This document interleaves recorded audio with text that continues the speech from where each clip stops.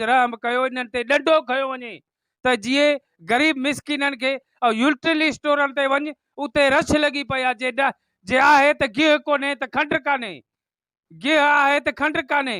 अस्सलामुअलैकुम, मां इमाम साजन ऐं तव्हां ॾिसी रहिया आहियो असांजो यूट्यूब चैनल विलेज टैलेंट 110। त असां अॼु मिली रहिया आहियूं हमीन चांग सां। अचो त उन खां कुझु मालूमात वठूं था दुकानदारनि जे बारे में। त उन अस्सलाम वालेकुम। वालेकुम सलाम। तव्हांजो छा चवणु आहे दुकानदारनि जे बारे में? दुकानदारनि जो, दुकानदार बि वॾो ज़ुल्म कयूं वेठा आहिनि। जेका 10 वारी शइ उहा 20 रुपए ॾियनि था। अञा होॾो ऐलान कोन थो थिए, हिते अॻे शइ उहा चढ़ी थी वञे।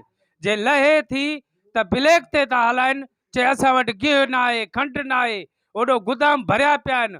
ख़ुदा कुझु रहम कयो, इन्हनि ते ॾंडो खयो वञे त जीअं ग़रीब मिसकिननि खे ऐं यूटिलिटी स्टोरनि ते वञ, उते रश लॻी पई आहे।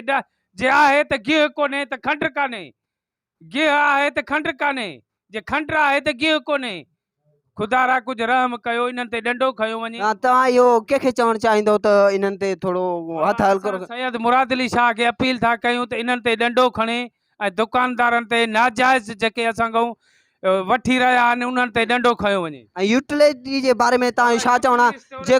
जेको सामान अचे थो उहो दुकानदारनि ॾे वञे थो, वॾनि डीलरनि ॾे वञे थो ऐं असां ग़रीबनि ताईं नथो पहुचे, उन्हनि जे बारे में छा चवणु आहे? जीअं सामान अचे थो त उहो डीलरनि सां अॻे ई डील थी वञे, उहो वञे थो। पोइ असांखे कापी खणी अचो, वरी 8 ॾींहं असांखे रुलाइनि था ऐं गिह हिकिड़ी थैली खां वधीक नथा ॾियनि।